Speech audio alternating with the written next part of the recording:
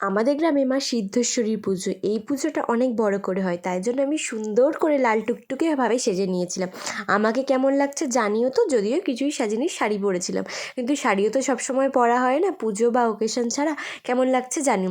আর এই হচ্ছে আমাদের সিদ্ধেশ্বরী মায়ের মন্দির। চলো তোমাদের একটু মায়েরও দর্শন করিয়ে দিই, সুন্দর করে সাজিয়েছিল মন্দিরটা। তো এই হচ্ছে আমাদের সিদ্ধেশ্বরী মা। দেখো কি সুন্দর, দেখলেই মনটা ভরে যায়। মাকে ভালোভাবে ধূপ দিয়ে নিয়েছিলাম, প্রদীপ জ্বালিয়ে নিয়েছিলাম, যা যা মনস্কামনা ছিল মায়ের কাছে সব বলেছি, আর মা প্রতিটা জিনিস আস্তে আস্তে পূরণ করছে। মা আছে মানে সব কিছু ভালোই হবে। তো এই হচ্ছে এখানকার খাওয়া দাওয়া, প্রচুর একটা খাওয়া দাওয়ার মানে আয়োজন হয় এখানে, আর প্রচুর দূর দূর থেকে মানুষ খেতে আসে। তোমরা হয়তো দেখেই বুঝতে পারছো প্রচুর ভিড় হয়। তো আমিও বসে পড়েছিলাম খেতে।